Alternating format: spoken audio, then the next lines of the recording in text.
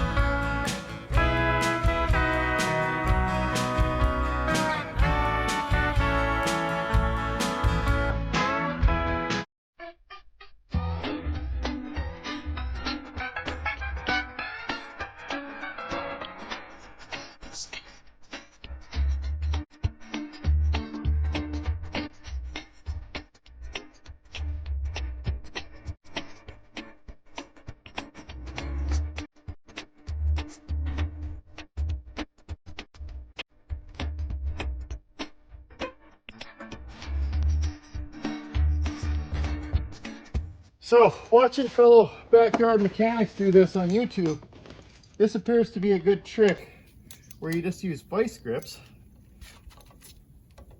to grab the spring, and then you can pry down on the vice grips to get to the to line it up to the hole and just push it in. So let's see if we can try this trick. So you just use the vice grips to hold the spring, and then you pry down, and there you go. No mucking around. That's the right way to do that. The line of truck driving through the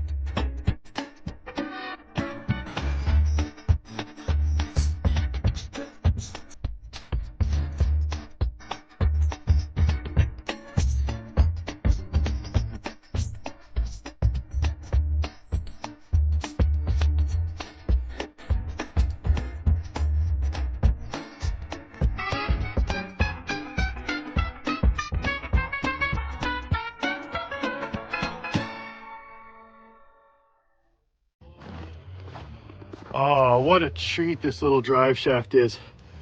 I've been saving you the boredom of following me along on this one and fumbling around trying to get this thing out. So I got the old one out And now I'm trying to just put the caps on. But what a job this has been. I am absolutely frozen. I am a meat popsicle. But once we get this done, we can finally get going on replacing that hub like I've been planning to do.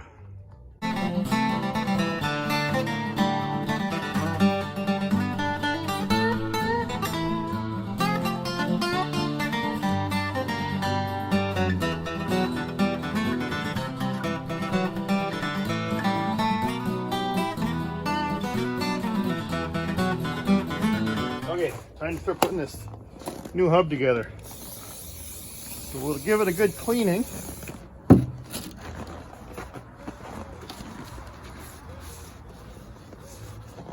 Oh, my glasses are fogging up, can't see anything.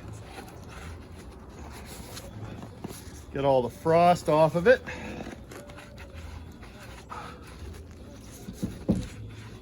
There. At least we don't have to install the races, so that's cool.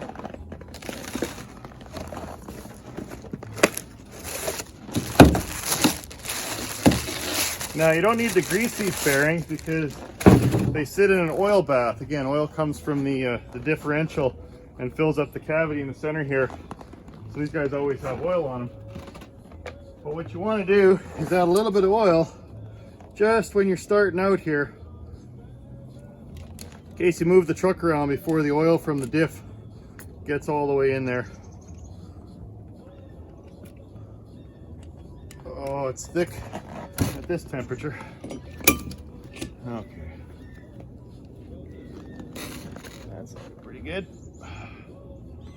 Some is good, more is better. Okay. Get it off the face where the seal goes. Now normally you have to have special tools to install the old school metal ring seals so it pushes them down centered and equally. But they've got these new seals now that you can almost push in by hand, which are pretty slick. They just got a rubber seals. And you put some of this goop on there, on the outer part. Maybe I'll go to bare hands. I don't know if this is a glue or a lubricant or both, but I'm pretty sure it goes on this part of the seal. Looks more like a glue. Okay.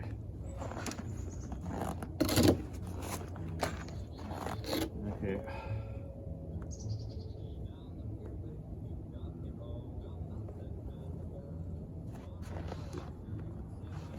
Now supposedly you can just hit these guys in with a hammer. So that's what we're going to try and do.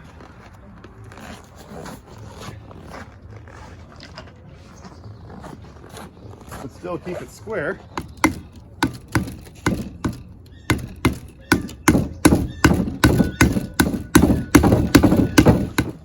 Okay, now what we'll do is we'll clean up the spindle with some emery cloth and then give her a mount.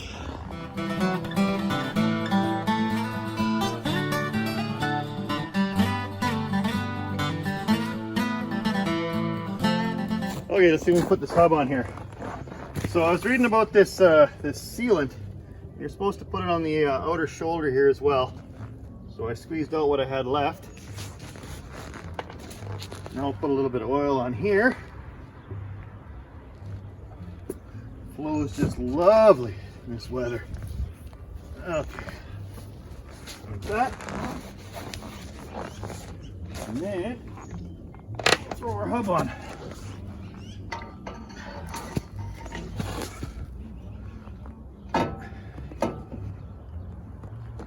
Get on there. Oh, I like a glove. And again, now some guys will put a bunch of oil into the cavity, but I don't think there's a need because there's the fill port there, and I know since it's brand new, it's not going to be seized like they normally are. A little steel plug on an aluminum hub. They're usually just awful to get out of there. So now I'll put a little bit of pre-lube on the outer bearing. Try and get that in there straight. Come on. Oh, come on. Of course, I'll put it in crooked. What do I got? There we go. There, that's a little better. Something like that. Okay. There it goes. Okay, now we'll get the nut. Now these nuts are actually two different ones. I thought that was quite surprising. So normally I would assume that they have the same size diameter, but this one, the inner nut with the little nib there is a 4-inch socket. But the outer nut, which may have been replaced somewhere along the way, was too loose, so it was one size down. So I actually had to buy a second one of these giant sockets, so 3 7/8. So I'm going to have a whole collection here. So yeah, so this outer nut here, you want to make sure that that guy is raised to connect with the locking ring that we'll put on second. And I think this is, if I'm not mistaken, it's 200 foot-pounds that we torque this guy to. And what that's going to do is set the bearings. So we'll tighten that up and we'll try out that new torque wrench. There, something like that. Okay.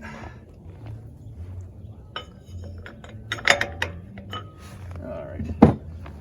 Let's get the torque wrench and set that one. So I got a new addition to my toolbox yesterday. My father-in-law's neighbor actually used to be a heavy-duty mechanic, and he's selling all of his gear.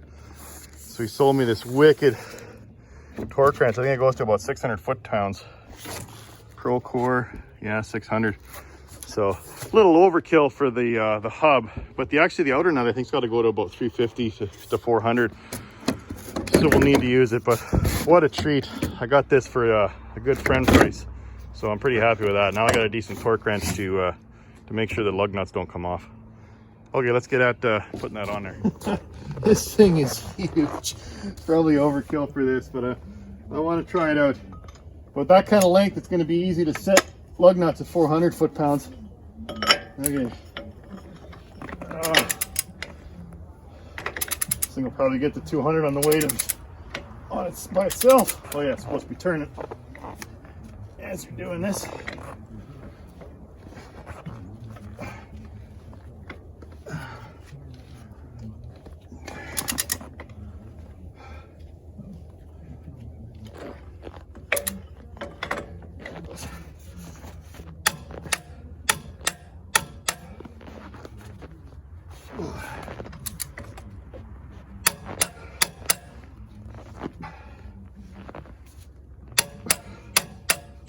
Okay, so that's set.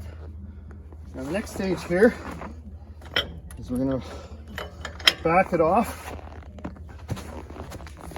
There's a half. And there's a full. Okay, and then we go to 50 foot-pounds. Okay.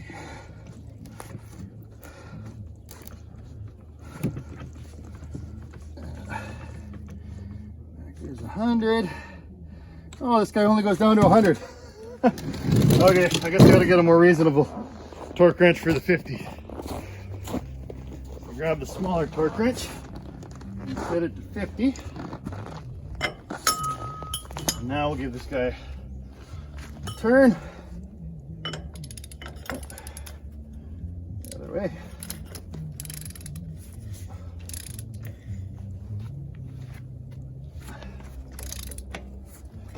I know in trailer bearings, usually when you back it off, you don't want to turn the hub, but everything I've read, you want to always be turning as you're setting these for the 200 or the 50. Okay, so that's 50. And now, the last step is to just back it off a quarter turn. Okay. Oh, there's about a quarter. Okay, so that should be good for that. Then we put the locking ring on. look at that, it lines up just beauty. Okay. Now, this wasn't on here before, but I'm a fan of these washers, these star washers, because what you can do with them is when you get your outer nut set to your between 300, I think it's anything greater than 2 5/8 or 2.5 inches, you got to go 300 to 400 foot-pounds. So we're going to put a lot of torque on this guy. It's usually as tight as you can get it. But then I like to have the added benefit of being able to bend these tabs over, because that really locks the outer nut in place so it'll never move.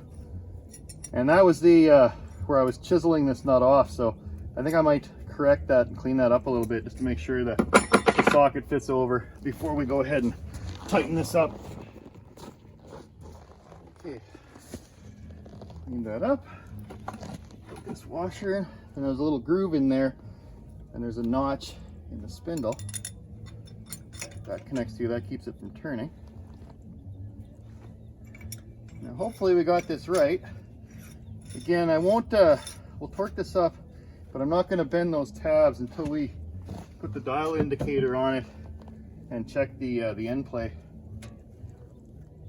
But we'll tighten this final nut. So I was saying, I think it's 300 to 400 is the rating. Now, of course, this is just a guide. You want to double check for whatever truck you got, because they're all different. I think the 1 to 5 thou end play is pretty common though. So it calls for 300 to 400, so I've set it at, I don't know, I think 365, somewhere in the middle there. That should be good and tight. Now we don't necessarily need to turn the, we don't need to turn the spindle because we're not setting the bearings anymore. That inner nut is kind of found its happy spot where it's supposed to be. And now this outer nut's just locking that one in place, so the whole mess doesn't come off going down the highway. And that's why this is the wrong, this is the bigger socket, that's why it's not grabbing. There we go. Whoever put that second smaller nut on the outside there sure did a good job at confusing me. Okay.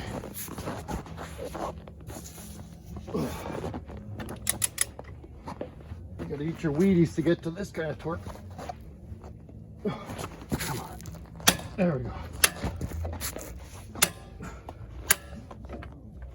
Okay. That's set. Oh, that feels nice. Okay. Now, we will check some end play.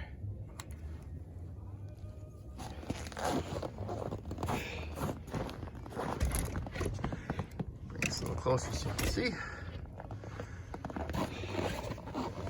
Okay, again, we're looking for between 1 to 5, so it's hard using gloves, but they're a necessary evil in this temperature. Okay, let's tighten this up a little.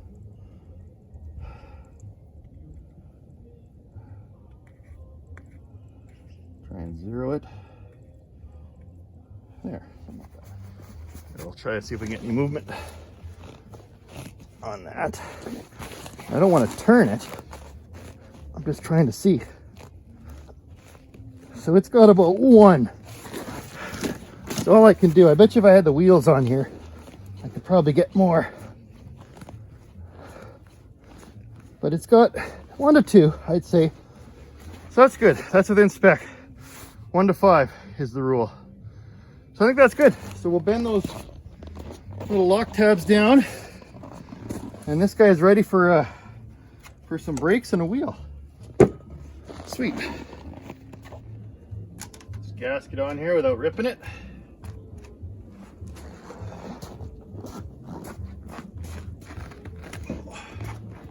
Put the axle back in.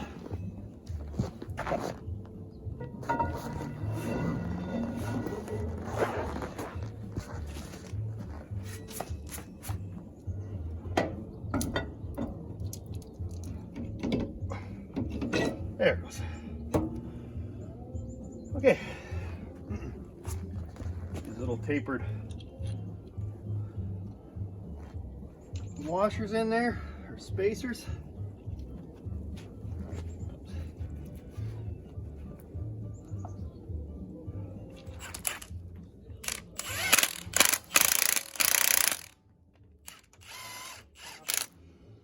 I'll run the torque wrench on it just to make sure that they're properly torqued.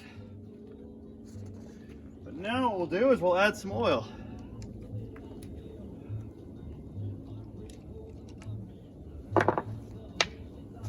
So this is the easiest way to do it, but if this plug doesn't come out, I mentioned in a previous episode that the procedure is to fill up the differential and then to raise one side, so you basically tip it down so the oil can walk down the axle tube and then fill up the cavity.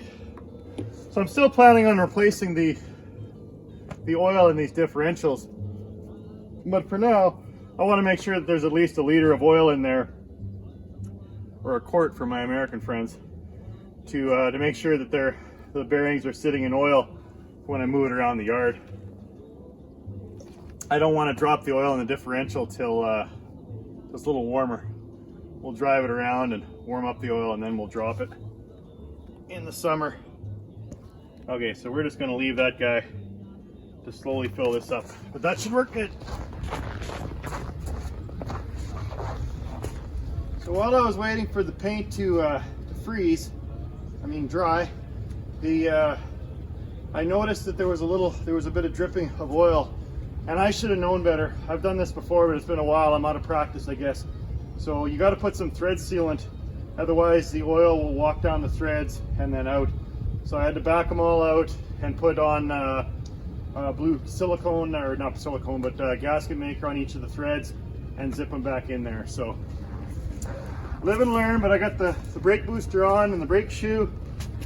So I think this is just about the final step. Okay.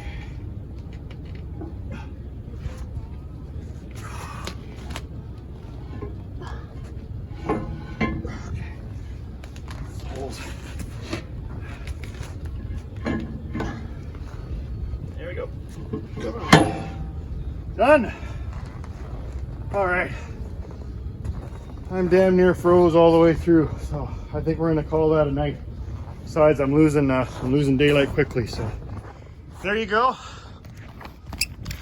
Another episode. We're getting a little bit closer. Still got a long way to go, but we'll get there. And in case you're wondering if I'm exaggerating, it is pretty warm. It's all the way up to -18 Celsius. Who says you can't build trucks outside in the winter?